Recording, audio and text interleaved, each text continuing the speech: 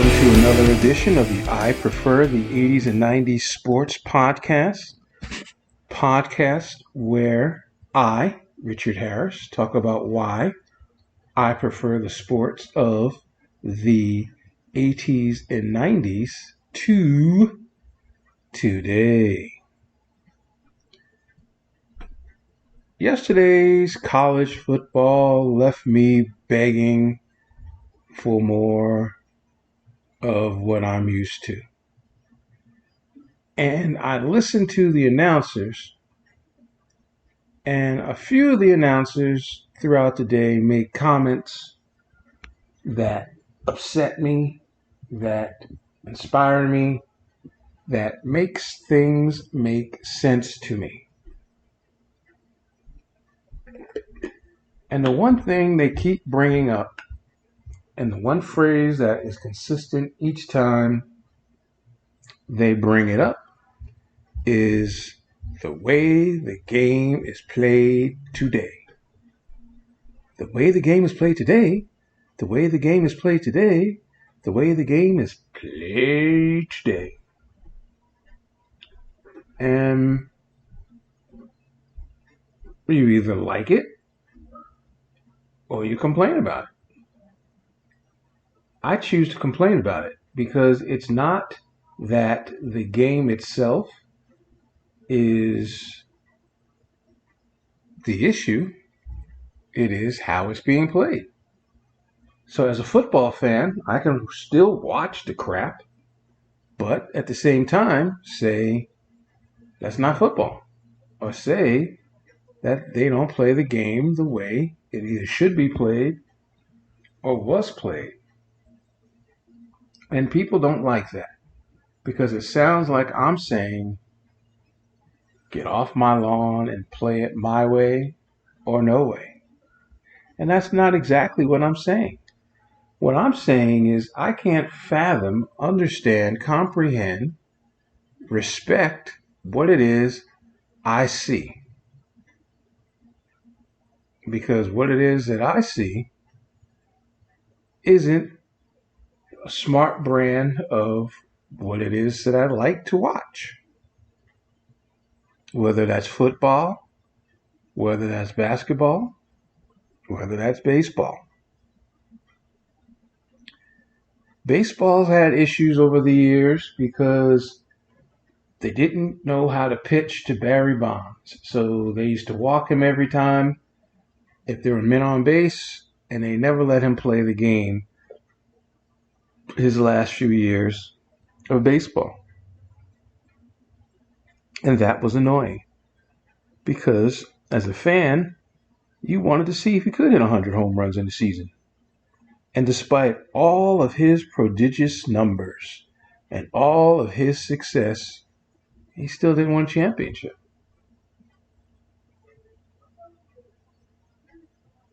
It's just very fact.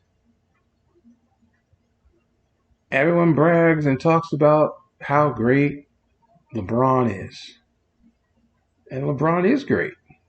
The NBA is completely different from when he came into the league until now. Draymond Green talks about there's a new media. And in the new media, we don't crush the players. We essentially are player friendly, and we do what we do to uplift the players. My generation, we're different. And that in my generation, I can tell you that I don't like what it is you've done, but I still like you, the person. My generation, I can say that was terrible. Well, it doesn't mean I think you're terrible. Today, no. Today, if you criticize it, that means you're a hater. You hate them. Today, if you don't like something that someone's doing, something's wrong with you. I've never in my life been around so many people who see the world completely different from me, who are my age and younger, my age and much younger. And it's stunning because you figure that you attract people into your world, into your life, that look at the world through the same lens that you do, or have some type of similarity or some type of connection to what you like and what you don't like. I'm not saying I can't be a fan or a friend of a a fan. I'm not saying that I can't be friends with somebody who's a Laker fan. But I'm telling you, out here, it's hysterical. I wear a Clippers hat often. I have this really cool Clippers jacket that I like to wear. And every time I wear it, someone who is a Laker fan pulls me aside and is like, do I got to get my hat? Do I got to get this? Are we going to have a problem? And at first I thought it was a joke. Thought it was like, ha ha ha, Laker fan, I'm a Clipper fan. But no, it gets serious. The conversation gets serious. I don't use bad language to talk to people who I don't know unless they're being an effing jackass. But these people start cussing at me, like ready to fight me on the street because I like the Clippers. You explain that.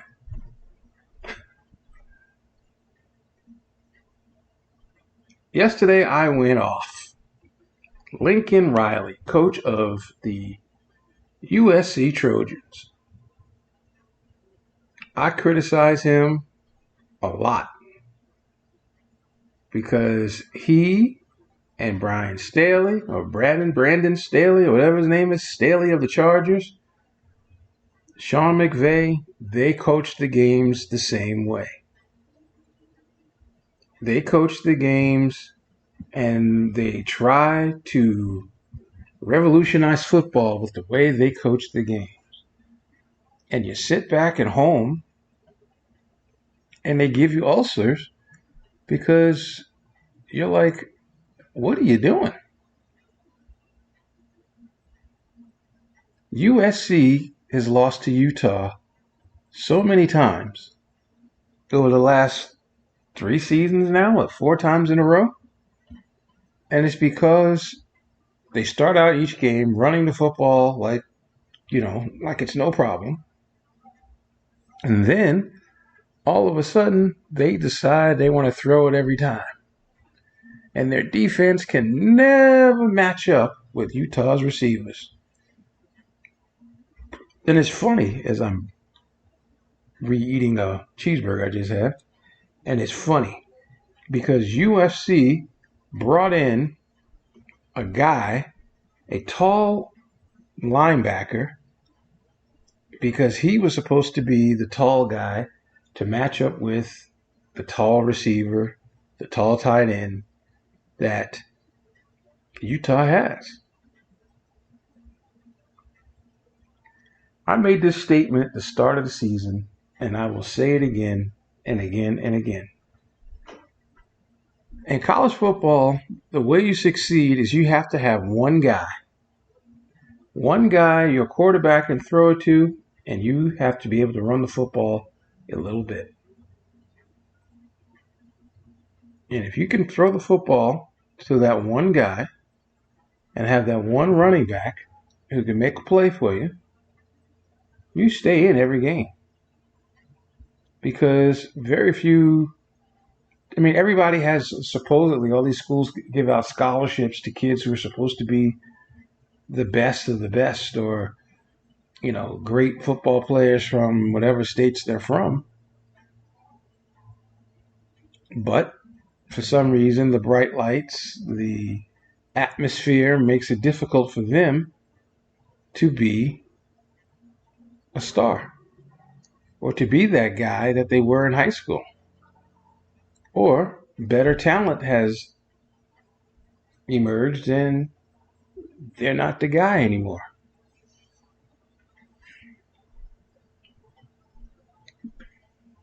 But if you got one guy who catches the ball It doesn't matter because he will always get open, and if he catches the ball, he keeps the sticks moving. And the good teams in college football figure that out. The championship teams figure that out more because then they figure out they got more than one good guy. And then makes them difficult to match up with.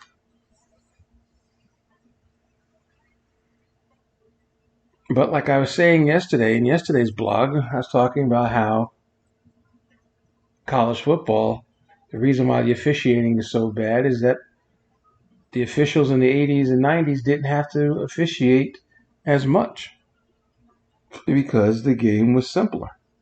Now it's more complex. But I still don't understand why people make the game harder than it is. It's not evolving.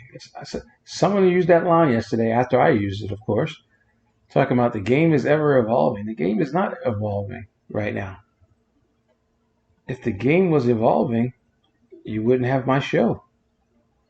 I'd be able to sort of sit back and enjoy watching what I watch.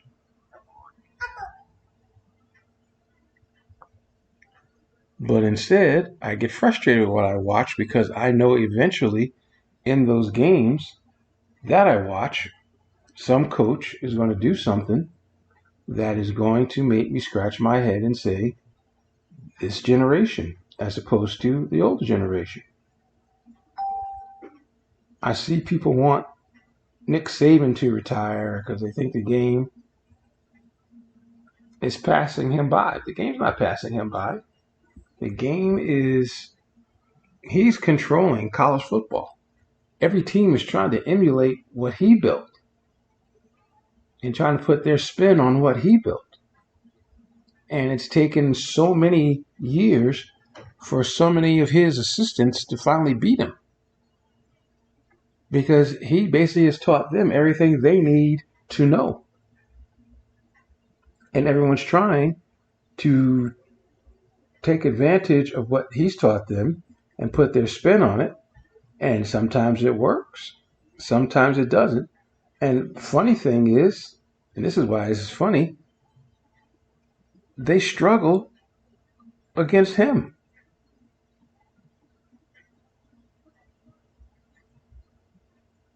And that's why I made a statement a few months ago on Facebook. I said, I find it fascinating that they call Belichick the GOAT, Saban the GOAT in terms of coaching. And I go, I don't understand how you can call a guy a GOAT who plays against the same teams all the time. You either make adjustments or you don't. You either let them beat you the same way that they do all the time, or you finally beat them. Or you don't. I know that sounds crazy, but it's the fact. For years, the Patriots, if you look at all their runs to the Super Bowl, they always played the same teams. They could play the Colts, they're going to play the Steelers, or they're going to play the Ravens. The Chargers would get thrown in once in a while, but usually what's funny is that they would play the Chargers like weeks after they just played them in the regular season. I'm a Giant fan, and I have no shame in saying I think the reason why the Giants beat the Patriots in that Super Bowl, or the two times we beat them, is we played them. And we got smarter and figured out a way to beat them. They didn't get smarter. They played the same way. They tried to run the same plays thinking that it was an aberration, and it wasn't an aberration. We were just simply good. We were just simply better than them on that one day.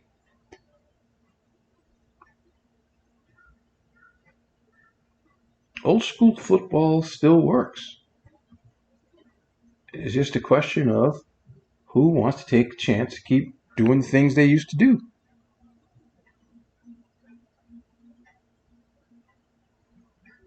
Belichick's getting ripped now because the Patriots aren't winning all the time. They're not winning all the time because they've given him their quarterback, no one to throw to. And their defense is not the same defense that it was when it was dominant. The people don't see it that way. They see it as it's not having Brady and not having Teddy Bruschi and Ted Washington and Richard Seymour, all people who are either borderline Hall of Famers or Hall of Famer. That's how I see it. They don't have the same Hall of Fame quality caliber players. Rodney Harrison.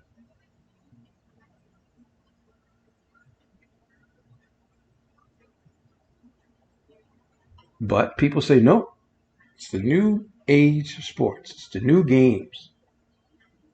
In baseball, you're watching a pitcher pitch, and the pitcher is throwing fastballs like almost every pitch.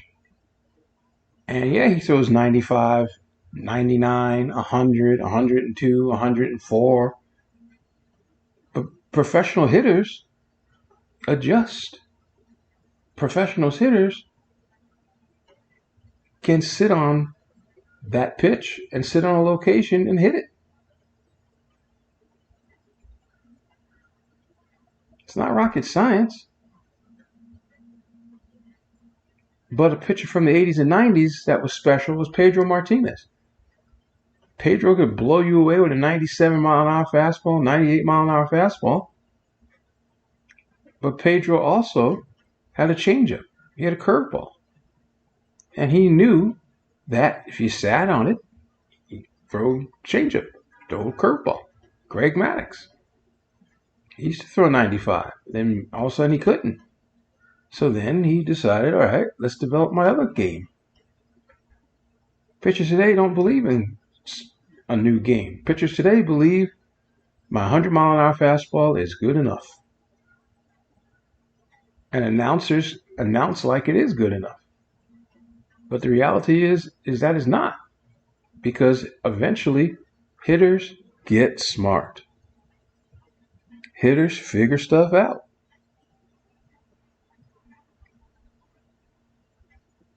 Teams don't run. Now they're making teams run. That's another thing about this whole sports era. Teams, three things. They're forcing them to play basketball. They're forcing them to run in baseball. And in football, every team feels that they have to throw the ball every down because the officials don't know how to officiate the games. And so, therefore, I just watched a play right now in the Charger game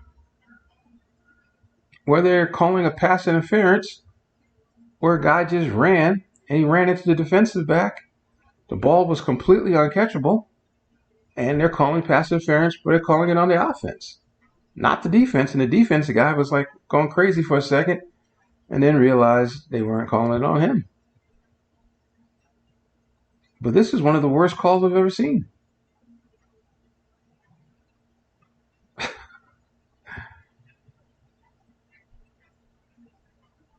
I don't know.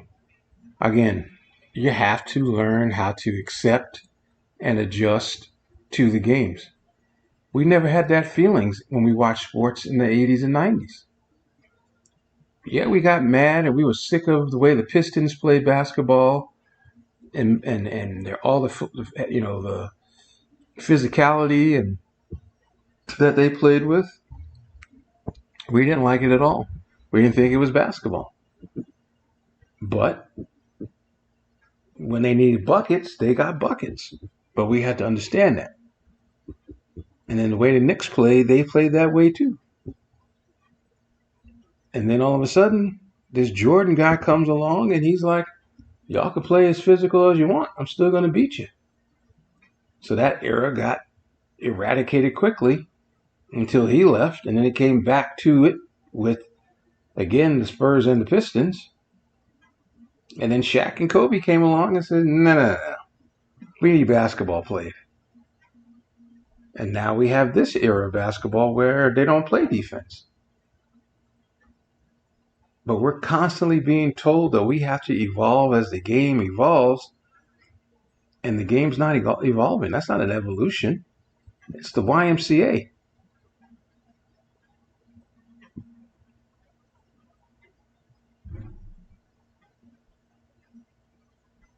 It's the YMCA. And if you like watching basketball at the YMCA, then you'll like today's NBA because it's just up and down the court.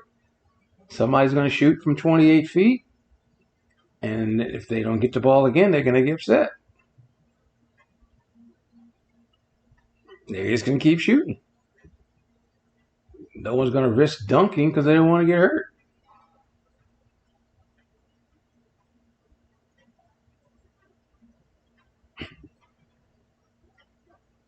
'80s and '90s, they wanted to score the basket. And so, yeah, they took some risks.